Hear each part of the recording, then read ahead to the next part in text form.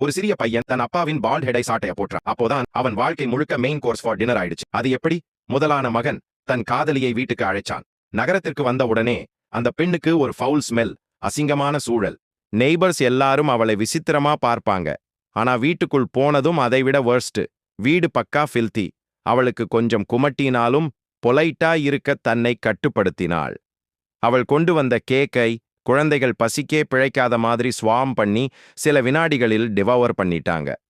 மாம் பொலைட்டா அவளை சீட் பண்ணி ஒரு கிளாஸ் வாட்டர் கொடுத்தாங்க. அதுல ஹேர் பிளஸ் சிகரெட் ஆஷ் தான் ஃப்ளோட் ஆகுது. அவள் டிஸ்கஸ்ட் ஆனாலும் ஃபேக் ஸ்மைல் போட்டுக்கிட்டாள். அந்த நேரம் அப்பா வீட்டுக்குள் வந்தார். அவளை கிரீப்பி ஐஸ்ல பார்த்தார். அவள் மிகவும் அன்கம்ஃபர்டபுள். அப்பா அவளோட பேச ஆரம்பிச்சார். அப்போ அந்த சிறிய பையன் பெரிய தவறு பண்ணிட்டான். அப்பாவோட பால்ட் ஹெட்ஸ்ல அப்பா கோபத்திலே கெஸ்டை இம்ப்ரெஸ் பண்ண ஒரு சிறப்பு உணவு செய்ய முடிவெடுத்தார்.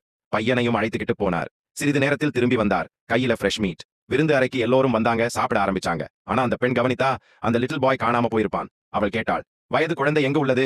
அப்பா கேஷுவலா சொன்னார், நீ சாப்பிட்டது அவன்தான், அடுத்தது நீதான். அவள் ஷாக்கா பாத்ரூமுக்கு ஓடி வாமிட்டிங். வெளியே வந்ததும் முழு ஃபேமிலி சினிஸ்டர் ஸ்மைலில் அவளை சுத்தினாங்க. அவளை அடுத்த மீலாக கொள்ள நினைச்சாங்க.